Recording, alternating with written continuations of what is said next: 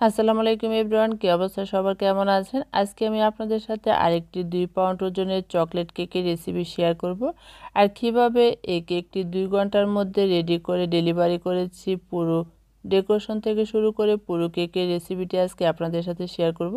আশা করছি আমার আজকের পুরো কেকের ভিডিওটি আপনাদের কাছে ভালো লাগবে। ভিডিওটি ভালো লাগলে ভিডিওতে লাইক দিয়ে পুরো ভিডিওটি না টেনে দেখবেন। আজকের এই কেকের বেস রেডি করার জন্য প্রথমে শুকনো একটি বাটির মধ্যে চালনি রেখে শুকনো উপকরণ নিয়ে নিচ্ছি। প্রথমে দিয়ে দিচ্ছি 2/3 কাপ ময়দা, আর ময়দাটা কিন্তু খুবই আলতোভাবে নিয়েছি। তার সাথে 1 টেবিল চামচ দিয়ে দিচ্ছি কর্নফ্লাওয়ার, 2 টেবিল চামচ দিয়ে দিচ্ছি কোকো পাউডার। আমি এখানে মালয়েশিয়ান কোকো পাউডার নিয়েছি। তার সাথে দিয়ে দিচ্ছি 1.5 চা চামচ বেকিং পাউডার। আমি এখানে বেকিং সোডাটা ব্যবহার করব না, বেকিং পাউডারটা নিয়েছি। তার সাথে দিয়ে দিচ্ছি 1/4 চা চামচ লবণ।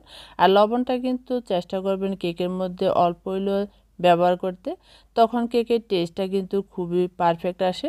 এখন সবগুলো শুকনো উপকরণ ভালোভাবে চেলে নিচ্ছি। যেহেতু শুকনো উপকরণগুলো পরে আমি আবারও চেলে নেব, তাই এখানে একবার চেলে ভালোভাবে মিশিয়ে ডেকে বাটিটা এক সাইডে রেখে দিব।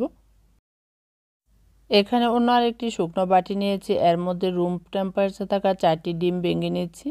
আর ডিমটা যদি ফ্রিজে থাকে অবশ্যই কিন্তু আধা ঘন্টা থেকে 1 ঘন্টা আগে বের করে রাখতে হবে। এখন ডিমের সাদা অংশ আর কুসুমটা একসাথে ভেঙে নিয়ে তারপরে একটি ইলেকট্রিক বিটার দিয়ে প্রথমে 1 মিনিটের মতো বিট করে নিচ্ছি। 1 মিনিট বিট করে নেওয়া হয়ে যাওয়ার পর এর মধ্যে বিটারটা অফ করে চিনিটা অ্যাড করে দিচ্ছি। আর চিনিটা নিয়েছি 2/3 কাপ। যেহেতু আমি 2/3 কাপ ময়দা নিয়েছি, তাই এখানে 2/3 কাপ চিনি অ্যাড করে দিচ্ছি। আর চিনিটা অল্প অল্প দিয়ে একদম লো স্পিডে বিট করে নিব।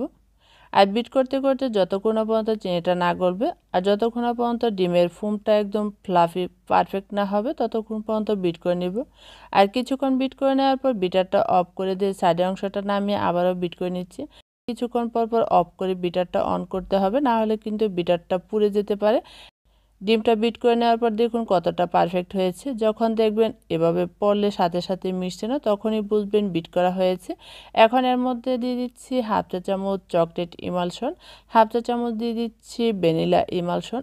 চকলেট আর ভ্যানিলা ইমালশনটা একসাথে ব্যবহার করে আমি এখন খুব ভালোভাবে মিশিয়ে নিচ্ছি। তারপরে শুকনো উপকরণগুলো আবারও চেলে মিশিয়ে নিব। শুকনো উপকরণগুলো অল্প অল্প চেলে নিব আর অল্প অল্প মিশিয়ে নিব। এভাবে কিন্তু খুবই আলতোভাবে একটি বিটারে কাঁটা দিয়ে মিশিয়ে নিচ্ছি। আর দেখুন খুবই স্মুথভাবে মিশিয়ে নিচ্ছি, কোনো রকম কিন্তু জুড়ে মেশানো যাবে না, তাহলে কিন্তু ফোমটা নষ্ট হয়ে যাবে। খুবই পারফেক্টভাবে মিশিয়ে নেওয়ার পর এর মধ্যে আমি 2 টেবিল চামচ তেল দিয়েছিলাম, তেলটা ভিডিওতে আসেনি।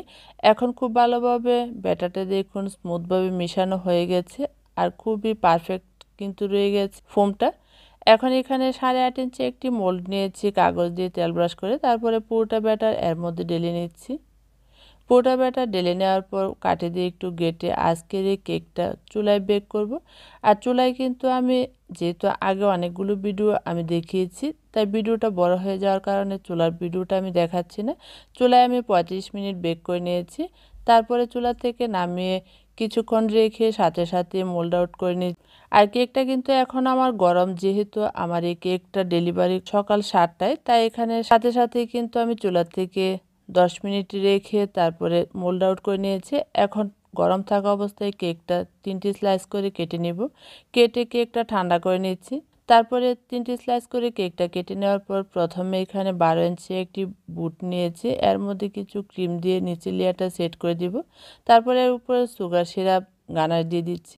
তারপরে এর মধ্যে চকলেট ক্রিম সেট করে দিচ্ছি। আর চকলেট ক্রিমটাও কিন্তু গানাশ দিয়ে করা। চকলেট ক্রিমটা ভালোভাবে প্যালেট নাইফ দিয়ে সরিয়ে সেট করে দেওয়ার পর দ্বিতীয় লেয়ারটা বসিয়ে দিচ্ছি। একই রকমভাবে এর উপরে সুগার সিরাপ লাগিয়ে নিব, তার উপরে ক্রিমটা সেট করে দিব। এরপরে আমি গানাশটা সেট করব। আমি প্রত্যেকটা লেয়ারের মধ্যে কেকের মধ্যে গানাশটা লাগাই না, করে একটি লেয়ারের কেকের মধ্যে আরেকটি লেয়ারের ক্রিমের মধ্যে এভাবে করে গানাশটা সেট করি। তারপরে গানাশটাও খুব ভালোভাবে প্যালেট নাইফ দিয়ে সরিয়ে সেট করে নেওয়ার পর উপরের লেয়ারটাও বসিয়ে দিব। এই কেকটির অর্ডার ছিল আমার রাত 8টায় অর্ডার করেছিল। অর্ডারটা কনফার্ম হওয়ার পর আমি কেকটা রেডি করেছি। 2 ঘন্টার ভিতরে এই কেকটি আমি রেডি করেছি। এখন উপরে দেখুন গানাশটা দিয়েছি। এখন পুরোটা কেক আমি ক্রাম কোটিং করে নেব চকলেট ক্রিম দিয়ে। চকলেট ক্রিম দিয়ে প্রথমে ক্রাম কোটিং করে নেওয়ার পর নর্মাল ফ্রিজে রেখে দিব 5 মিনিটের জন্য। যেহেতু আমার হাতে সময় খুবই কম, তাই এখানে আমি বেশিক্ষণ রাখতে পারবো না। 5 মিনিট রেখে ফ্রিজ থেকে বের করে তারপরে ফাইনাল কোটিং করব। ফাইনাল কোটিং করার জন্য এখানে হোয়াইট ক্রিম নিয়েছি। হোয়াইট ক্রিম দিয়ে পুরোটাকে ফাইনাল কোটিং করে নিচ্ছি। প্রথমে উপরে ক্রিমটা সেট করে দিচ্ছি প্যালেট নাইফ দিয়ে, তারপরে সাইডে ক্রিমটা সেট করব। আজকের এই কেকটা চকলেট আর হোয়াইটের মধ্যে করা। ভালোভাবে ক্রিমটা সেট করে দেওয়া হয়ে যাওয়ার পর একটি স্ক্র্যাপার দিয়ে ভালোভাবে পুরোটা কেক ফিনিশিং টেনে নিচ্ছি। প্যালেট নাইফ দিয়ে উপরে ভালোভাবে ফিনিশিংটা টানা হয়ে যাওয়ার পর এই কেকটি আমি আবারও 10 মিনিটের জন্য নর্মাল ফ্রিজে রেখে দিব। যেহেতু হাতে সময় কম, তাই এখানে বেশিক্ষণ না রেখেই কিন্তু কেকটা সেট করতে হচ্ছে। আর কেকটা কিন্তু যেহেতু চকলেট সেট করব, তাই এখানে 10 মিনিট রেখে ক্রিমটা সেট করে নেওয়ার পর এখানে চকলেটটা সেট করে দিচ্ছি। এখানে কিছু চকলেট আমি গ্রেট করে নিয়েছি দেখুন, আর এই চকলেটটা এই সাইডে সেট করে দিব।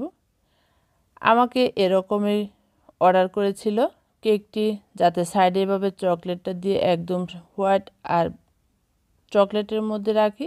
তাই এখানে M1 নজল দিয়ে হোয়াইট ক্রিম দিয়ে ডিজাইন করে নিচ্ছি। আর এই ডিজাইনটা কিন্তু একদমই সিম্পলের মধ্যে করা। M1 নজল দিয়ে এরকমভাবে ডিজাইনটা করে নেওয়ার পর এখানে অফ ক্যামেরায় লেখাটা লিখে নিয়েছি। তারপরে উপরে কিছু চকলেট দিয়ে দিচ্ছি। আজকের এই কেকের ফাইনাল লুকটা কেমন হয়েছে অবশ্যই আমাকে কমেন্ট করে জানাবেন। আবারও দেখা হবে অন্য কোনো নতুন ভিডিও নিয়ে। সে পর্যন্ত ভালো থাকবেন, সুস্থ থাকবেন। আল্লাহ হাফেজ।